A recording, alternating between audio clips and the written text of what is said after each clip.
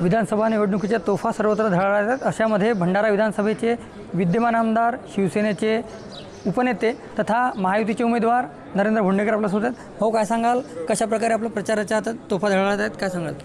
नाही, आमचा सगळ्यात महत्त्वाचा विषय विकास हे माननीय मुख्यमंत्री साहेब आणि दोन्ही उपमुख्यमंत्री साहेबांनी भंडारा विधानसभेसाठी जवळपास तब्बल 4,500 कोटी रुपयाचा निधी दिला आहे। 3,000 कोटी रुपयाचे 33 प्रोजेक्ट आहेत, ते लोकांना आता पटू लागलेलं आहे आणि त्यांना हे पण पटून राहिलं आहे की नवीन आणि अनुभवी उमेदवार आमदार ह्या किती महत्त्वाचं असतं। आता सगळ्यात जास्त हा चर्चेचा विषय आहे की भंडाराचा विकासरथ समोर कसं न्यायचा, ह्या सगळ्यांचा प्रयत्न चालू आहे। त्याच्यामुळे आता लोकांचा विकासाच्या दिशेनं लोक चालू राहिले। कोणी किती अपप्रचार केला, किती मतभेद टाकण्याचा प्रयत्न केला, तसं काही फरक पडणार नाही असं मला वाटतं।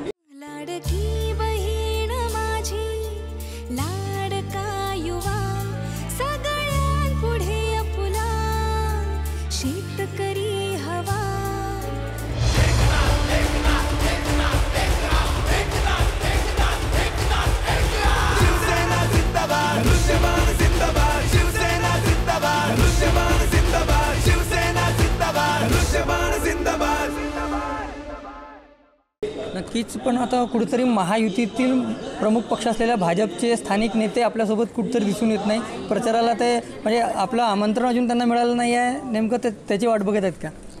नाही, भाजपचे सगळेच कार्यकर्ते जे आहेत आमच्यासोबत आहेत। आता काही नेते जे स्वतःला मोदी साहेबांपेक्षा मोठे समजत असतील, फडणवीस साहेबांपेक्षा मोठे समजत असतील, असे नेते जे आहेत ते फक्त विरोध करत आहेत, ते फक्त कार्यकर्त्यांना प्रेशर टाकतायत, दबाव टाकतायत।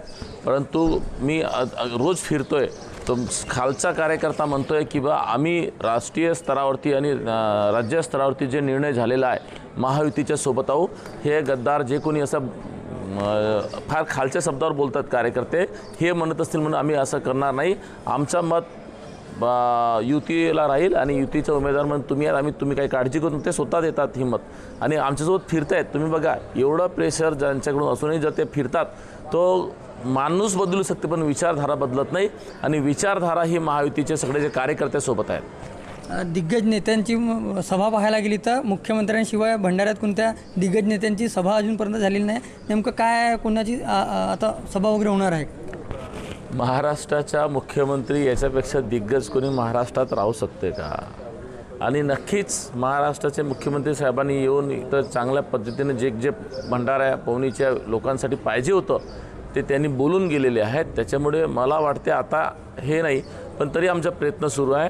मला वाटते 15 किंवा 16 तारखेला श्रीकांत शिंदे जे युवा सेनेचे नेते आहेत आमचे शिवसेनेचे, ते येत आहेत, खासदार श्रीकांत शिंदे साहेब, त्यांच्यासोबत चालला आहे आमचा अजून कोण नेता सोबत आणायचा। आमचा BJP सोबतसुद्धा चालला आहे, आमच्या पक्षातर्फे त्यांचं कोऑर्डिनेशन चाललं आहे की मोठा नेता कोणतरी येईल। परंतु प्रत्येकांना आपल्या आपल्या पक्षाचे उमेदवारांना निवडून आणायचे, तिथे ते प्रचार सभा राहतात। त्याच्यामुळे प्राथमिकता प्रत्येक पक्ष आपल्या आपल्या उमेदवार कसे काढता येईल त्याच्यासाठी असते। माझ्या पक्षामध्ये सुद्धा माझे नेते मला प्राथमिकता देत आहेत, तसेच त्यांचे पक्षाचे त्यांचे नेते देतात। पण आमच्या वरच्या स्तरावरती सगळं कोऑर्डिनेशन आहे, खालच्या स्तरावर बी कोऑर्डिनेशन आहे। फक्त काही लोकांच्या पोटामध्ये दुखतं आहे की नरेंद्र भोंडेकर निवडून आला तर मंत्री होईल, नरेंद्र भोंडेकर निवडून आला तर का मानते, त्यांना काय लाभार्थी ते होऊ शकत नाही। ते काही कमी संकुचित बुद्धीचे लोक आहेत जे स्वतः डेव्हलप करू शकत नाही आणि दुसऱ्याचा पाय ओढतात, असेच काही लोकांचा विरोध आहे। बाकी खालती आणि वरती मधलेचा थोडंसं प्रॉब्लेम आहे, पण खालती आणि वरती एकदम क्लिअर आहे की महायुतीचे सरकार आले पाहिजे आणि महायुतीचे आमदार निवडून आले पाहिजे। नक्कीच भंडारा विधानसभेतील काही भाजपचे पदाधिकारी ज्यांचं निलंबन काही कारणास्तव करण्यात आलं होतं, ते निलंबन मागे घेण्यात आल्याचे पत्र आता येत आहेत। नेमकं निलंबनाच्या स्थितीवर काय आपलं बोलणं आहे? नाही, नक्कीच निलंबन जे झाले होते ते लोक उघड काम करत होते आणि म्हणून प्रदेशाध्यक्ष चंद्रशेखर बावनकुळे साहेबांनी त्याचं निलंबन केलं। परंतु निलंबन रद्द मागे घेण्याच्या मागचा उद्देश होता का जे आपल्याकडचे नेते आहेत BJPचे परिणिजी फुके हे साहेब त्यांच्याकडे गेलेत बावनकुळे साहेबांकडे आणि बावनकुळे साहेबांनी त्यांनी सांगितलं की आमदाराशी बोला। आमदारांना मला त्यांनी फोन केला आणि त्यांच्या फोनवरती मला कनेक्ट करून दिलं बावनकुळे साहेबांशी आणि मला विचारलं बावनकुळे साहेबांनी, नरेंद्र काय करायचं? मी म्हटलं साहेब मला युतीला घेऊन चालायचं आहे, त्याचं निलंबन हा माझा हेतू नाही। परंतु ते जर सगळे काम करत असेल त्यांचं निलंबन मागे घ्या. आणि बावनकुळे साहेबांनी त्यांचं निलंबन मागे घेतला. त्यांनी मला ते पत्र पण पाठवलेत की बा नरेंद्र हे असे त्यांनी माफीनामा जे आहे तर आम्ही असं काही युतीच्या विरोधात काम नाही केलं वगैरे वगैरे, तर त्यांनी मला पाठवलं आणि त्याच्यामुळे त्यांचं निलंबन मागे घेतला. पण पुन्हा ते जर तसे करत असतील तर आम्ही पक्षश्रेष्ठींना, आमच्या पक्षश्रेष्ठीला, शिवसेनेचे भाजपच्या पक्षश्रेष्ठीला आम्ही वाट बघतोय त्यांचे व्हिडिओ वगैरे. आणि परिणय फुके साहेबांनी ज्या पद्धतीनं सांगितलं का बा आम्ही पक्षाच्या आम्ही युतीसोबतच राहू, आमचे कार्यकर्ते युतीसोबत राहू, तर त्यांचीसुद्धा जबाबदारी आहे. जर समजा इकडे राहून तिकडे काळ्या करत असतील तर परिणय भाऊ एका इलेक्शननं काही होत नसतात. सगळ्या इलेक्शनमध्ये ही जी वातावरण आहे जर खराब करायचं असेल तर आपण ठरवा. माझी विनंती आहे, कारण मी सुद्धा उपनेता आहे 6 जिल्ह्यामध्ये, माझेसुद्धा शिवसेनेचे पदाधिकारी आहेत, मलासुद्धा मानणारा वर्ग आहे, अंदरुनी शक्ती आहे. तुम्ही जर असं कराल तर सर्व महायुतीला फटका पडेल, असं कृपया करू नका.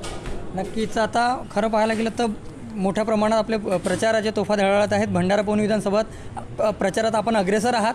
अशात नागरिकांसोबत घरोघरी जाऊन आपण भेटी घेतात, नागरिकांच्या जेव्हा कार्यकर्ते भेटत आहेत आपल्याला, नेमकं काय वाटतं कितीच्या आघाडीने आपण जिंकाल? नाही, कितीच्या आघाडीने जिताले मी हा अतिसोक्तपणा करणार नाही, परंतु नक्कीच लोकांना पटून चुकलं आहे की भंडारा जिल्ह्याच्या इतिहासामध्ये एवढं निधी आलं नाही, एवढं काम आलं नाही.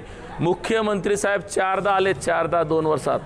तर हे लोकांना पटून चुकलं आहे की पुढे जर समजा आपल्याला ह्या जिल्ह्यावरती महाराष्ट्र शासनाचा विश्वास आणि प्रेम ठेवायचा आहे, तिथे भरघोस मतानं निवडून द्यायचं आहे.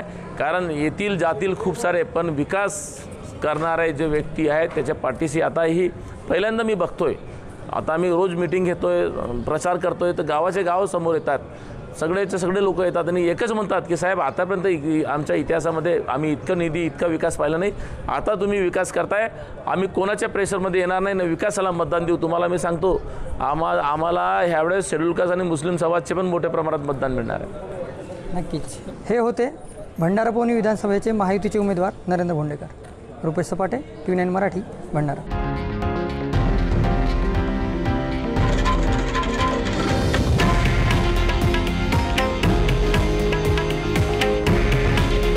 हे आहे देशातील नंबर 1 न्यूज नेटवर्क आणि आपण पाहत आहात TV9 मराठी. काळजी तुमची, हित महाराष्ट्राचं.